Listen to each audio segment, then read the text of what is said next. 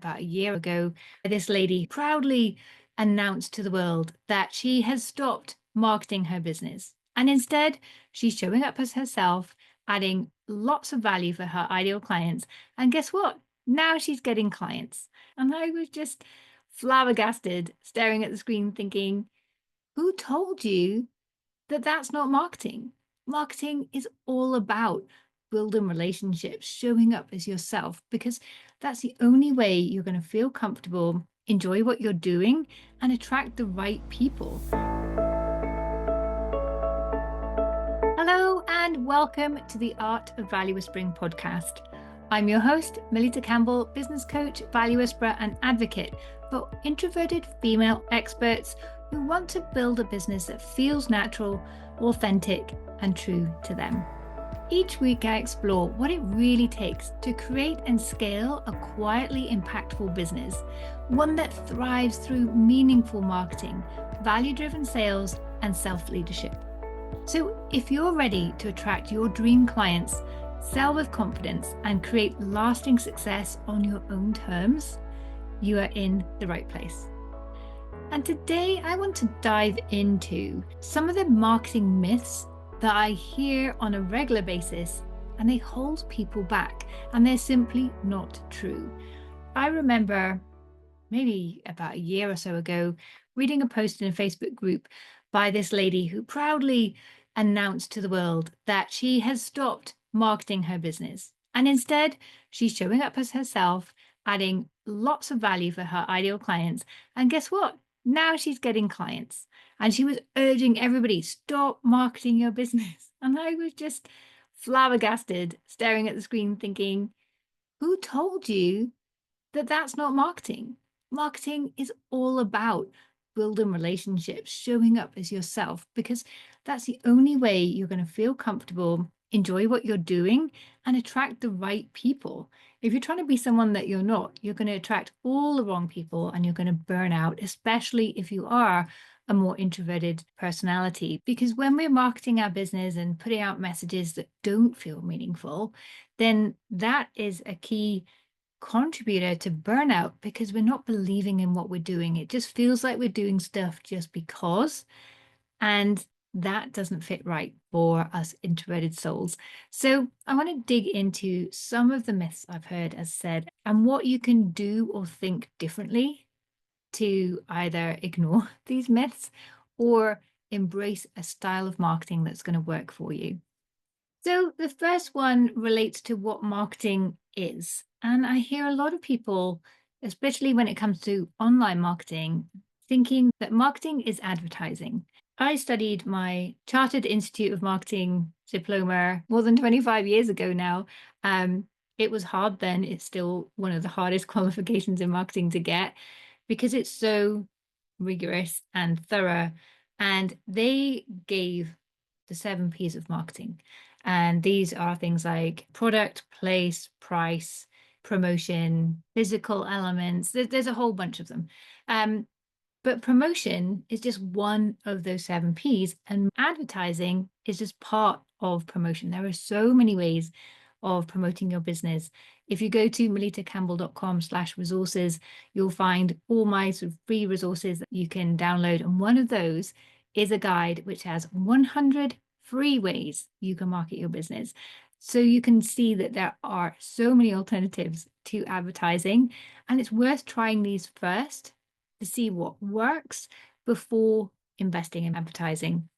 Advertising can be brilliant if you want high volumes and you already know what messages are working and bringing people in. So you just put some extra fuel behind what you already know works. So testing out free organic activities first is the best place to start. And keep in mind as well that research shows that people need to see, hear of, experience you and your brand at least 7 times before they're ready to buy. So you want to have an integrated marketing strategy which puts you in front of your ideal clients.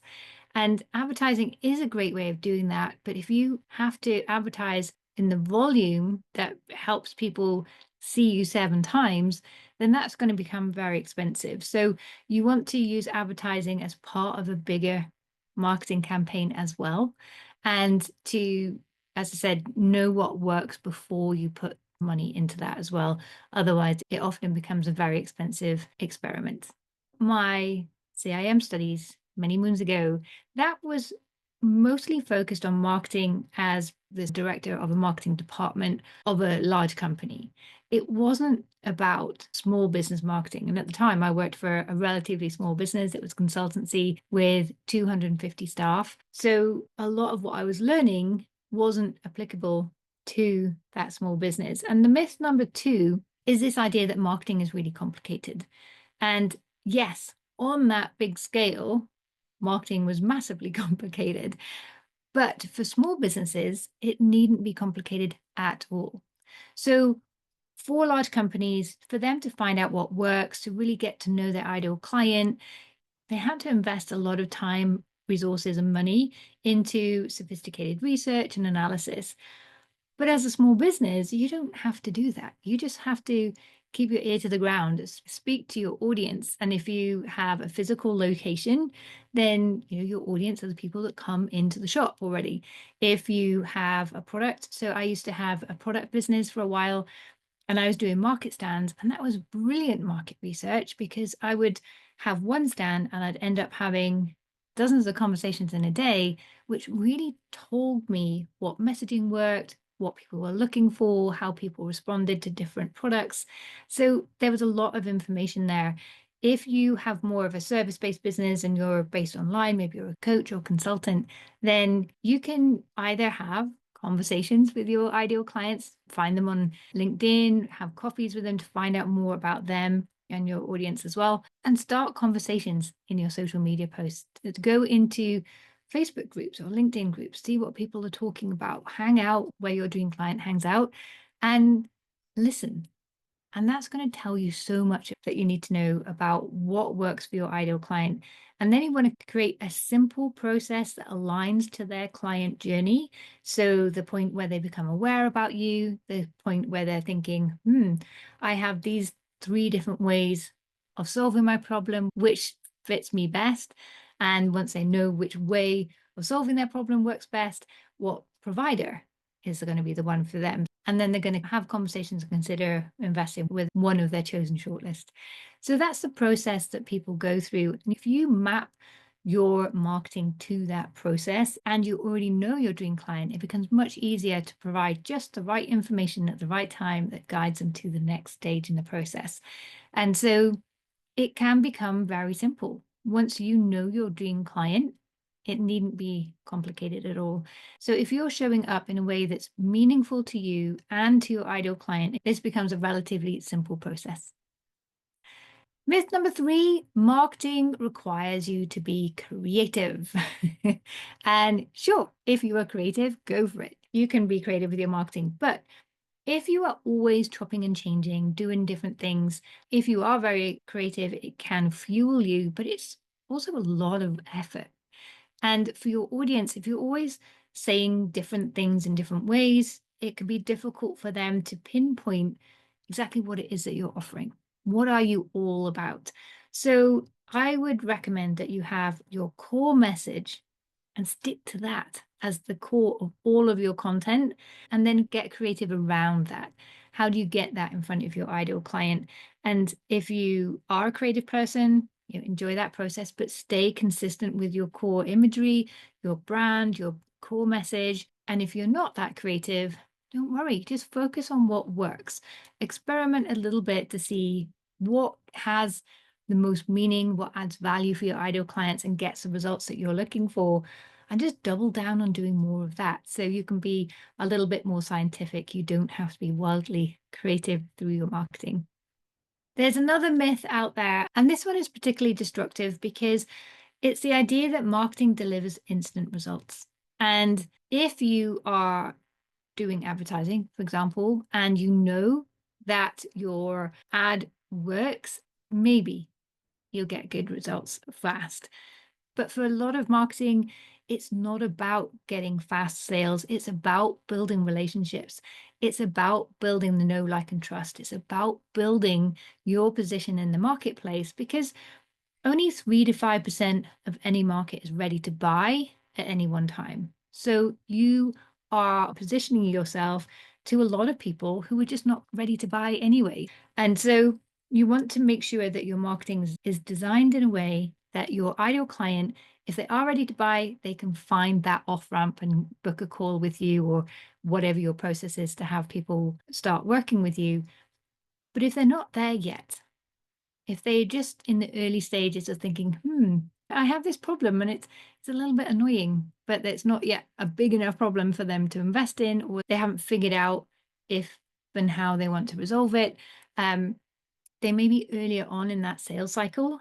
Then the goal of your marketing isn't to sell to them, and you're not going to get fast results. And social media can take several months reaching out to the right people and bringing them consistently through. Remember, you were always learning from your marketing and learning what works and doubling down on that and experimenting a little bit. So it can take a long time. And there are two strategies. There's your hunting strategies, where you put yourself directly in front of your ideal client. So these would be things like cold calling, for example, or speaking on stages. You're right there in front of your audience. So they're going to be a bit faster. Then you have your farming strategies, where you're just planting a seed, nurturing that over time. And this is more like social media. So the hunting strategies will be faster, the farming one's slower, but you kind of want them both working together to build that positioning, build your audience, and direct those that are ready to buy to the next stage for them. The next myth is that marketing and sales are the same thing. Now, in a large company, they're two completely different departments. If you are your entire business, then you will be the one looking after your marketing and sales, but it still doesn't mean they're the same thing. They have two different purposes. So the marketing, as we just discussed, is about your positioning. It's about building that relationship. It's about lead generation, bringing those people who look like your ideal clients into your world so that they can start to experience you and figure out if you're the person that's right for them to work with and when. The sales is the moment where you're going to have a more direct conversation with them to help them decide if they want to invest in you right now. So that's typically for a small company, it will be a sales conversation, maybe a small sequence of emails and a bit more of a process to have the warm up, to invite them to a call, to follow up afterwards. So it will be a very simple strategy. And then marketing also comes in again after they've agreed to buy, in nurturing them, retaining those clients, building their lifetime value, and turning them into advocates as well. So marketing kind of comes at either end, and sales is in the middle. So you may want to think about marketing as the dating process and sales as the proposal. But then after you've got married, you're still going to carry on dating. You're still going to invest in that relationship. So that's the marketing part again as well. So they go hand in hand. They work beautifully together, but they're not quite the same thing. There's another myth that something is better than nothing. And I can see where this is coming from. But personally, I feel that if marketing is all about building the know, like, and trust, helping people to find you, helping people to understand what you're all about, fall in love with you, and building that trust and credibility, if you're producing some great content, some wonderful webinars, some great emails, whatever your marketing strategy is, if you've built up a reputation for delivering quality and great content, and then you just feel, oh, I haven't posted anything on LinkedIn this week, I'm going to shove something out there and just put anything out there, it's going to have people questioning you and your brand and your integrity. So I would encourage you not to fall into that trap and think, oh, I just have to put something out there. However, what you can do is go to your previous content, see what has worked well, and repurpose it or reuse it. I very often use the same content on LinkedIn that I used 2 or 3 months ago, and I've been doing this for years. And so far, no one has ever come forward and said, hold on a minute, didn't you post that exact post just a few months ago?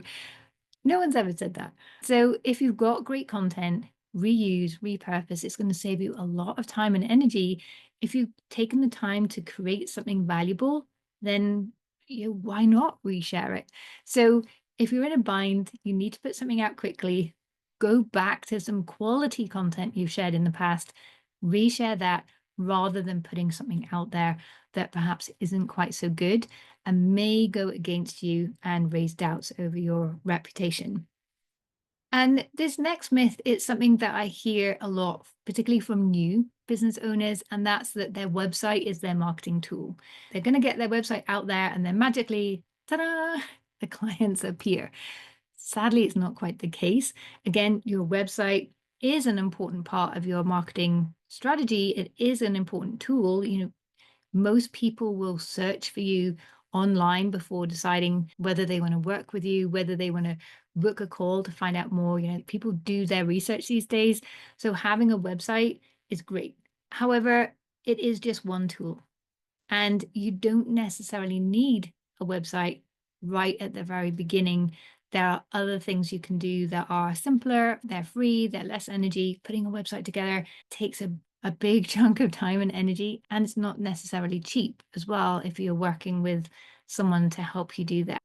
So once you have your website, you want to have a campaign that's going to drive people to that website. Of course, Google will help you, but in the early days, your SEO, your search engine optimization won't be working for you yet. It takes a bit of time to embed an SEO strategy. So, it's going to take time before search engines start organically bringing you traffic to your website. So you want other ways to putting people to your website, and then you want to make sure that when they land on your website, it speaks directly to them and it takes them off your website again and into, ideally, your email address and a sales call. So make sure that the website, it's just a part of the journey that they have. It's not a dead end.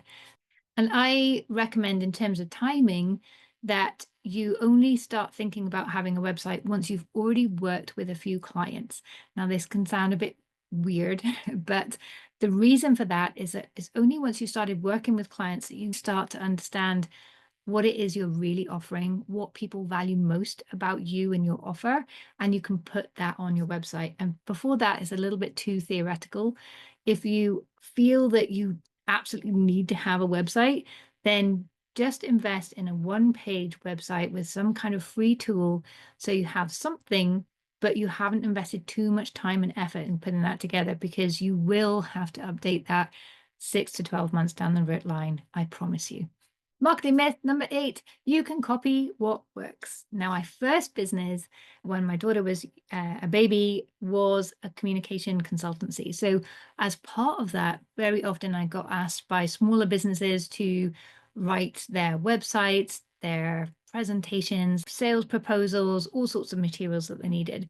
But inevitably, they would turn around and say, oh, we like this person's website, just do that. And I'd try and explain, no, because that's not you. That's their brand. We need to build your brand. And if I just copy that, it's not going to position them.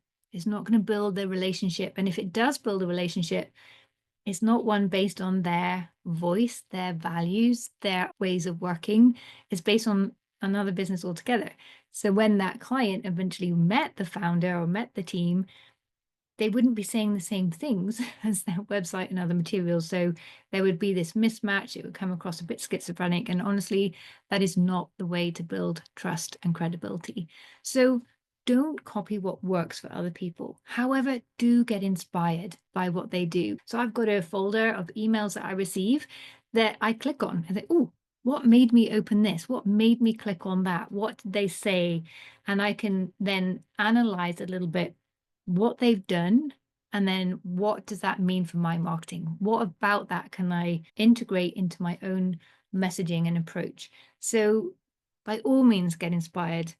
Look at other people's landing pages, social media content, particularly those people who are a few steps ahead of you or a known influencer in your niche. Look at what they're doing, but don't copy what they're doing. Get inspired by what works. And equally, take a note what you don't like. Oh, I can see why they're doing that, but that's not my style. So look at what you don't like as well, because that's also going to inform how you will market your business going forward.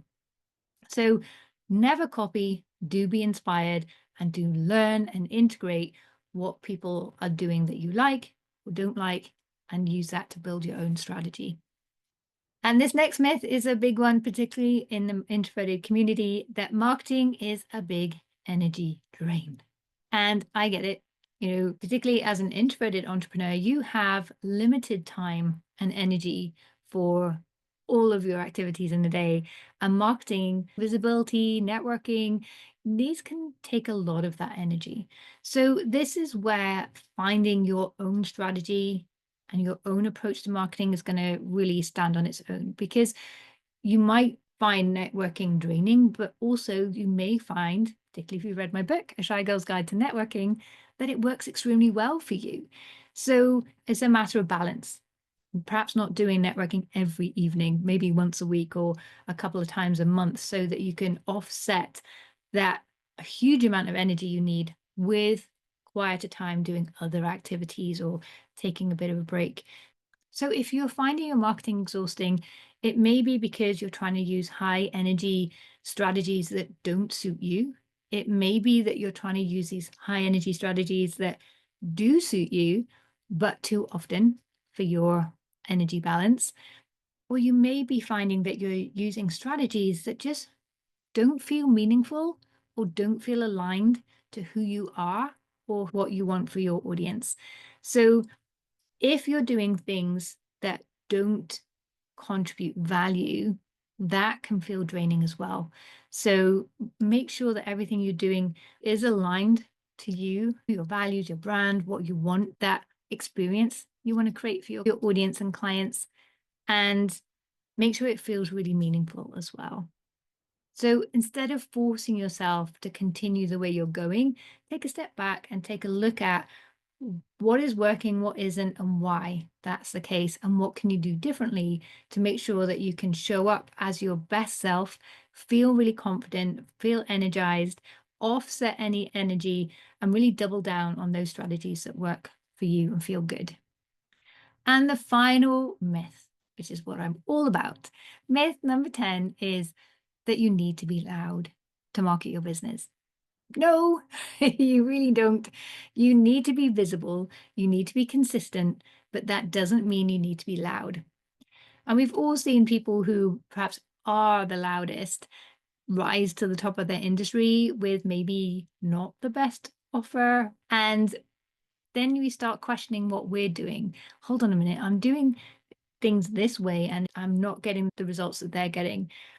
But you want to be asking, do you want to get the results that they're getting? Sometimes these louder gurus, they have some mass market offer that wouldn't necessarily suit you or give your clients the experience that you want for them, the outcome that you want. So, for example, in my Value Whispering Blueprint program, it is a group program, but I keep that really small. I want to be sure that I know everyone going through that program, that I can follow their progress. I can celebrate alongside them. I can support them personally every step of the way, even within a group program. Having a group with 200, 500, 10,000 people in it, yeah, okay, it may give me some wonderful holidays, but it wouldn't feel meaningful for me, and it would personally probably feel very draining as well. So think about, if you were to be loud and adopt their same strategies and get their results, is that even what you want? But also, I want you to know you can get the attention of enough of your dream clients without putting your integrity at risk, without burning out, without being loud or salesy, by being more thoughtful and considered in your approach. That way, the right people will recognize your value and expertise. And so the trick here is to really create those magnetic messages. Know who your ideal client is in as much depth as you can, so you can create messages and content and events and talks and brochures and ebooks and whatever you want to do for your clients that really connect with them powerfully, that have this deep connection. It's not about who shouts loudest, but who has the deepest resonance. And if you look at my content, I'm fairly present on LinkedIn. I'm not there every day. I never do live videos. I'm just not that brave yet. I've been doing this podcast for 5 years, trying to build up the courage to do that, but I'm still not quite there. So, I'm not doing these loud strategies that you see a lot of other people doing. Yet in 2021, LinkedIn named me as one of the 16 sales influencers to follow on their platform, and later that same year as one of the 15 most authentic contributors. So when you're being yourself, when you're showing up with consistency, when you are thinking about what is the value I want to give my audience, then that does get noticed. LinkedIn, out of all the hundreds of thousands of people on their platform, noticed my content, my little tiny corner of LinkedIn, because I was being myself. I was really trying to show up as my client's champion. That's what's meaningful for me. And not because I was being loud or pushy or everywhere all of the time. So if you have related to these lessons, these insights, and you are looking for a more meaningful, integrated way of marketing your business, of attracting the perfect clients into your business, of having your sales conversations and building that amazing experience and brand, getting known for your expertise, then I'd love to speak to you about joining the Value Whispering Blueprint program. It's my 12-month program that guides you in setting up every part of your business, your offers, your messaging, your marketing, your sales, your mindset, your productivity, your boundaries, everything to make sure that you can build a phenomenally successful business by being yourself and creating an impact that your clients love and you feel proud of. You can learn more about that by going to valuewhispering.com, and you'll find my page there. And if it resonates with you, then click the button, book a call with me, and we'll have a look at, does this program make sense for you right now? And I'll answer any questions you may have about taking your business forward in a more meaningful and connected way that ensures that you can be yourself and still get great results for you and your clients. So that's valuewhispering.com. Meantime, I'm your business coach and value whisperer, Melitta Campbell, and I'll be back here with another episode next Wednesday. Bye for now.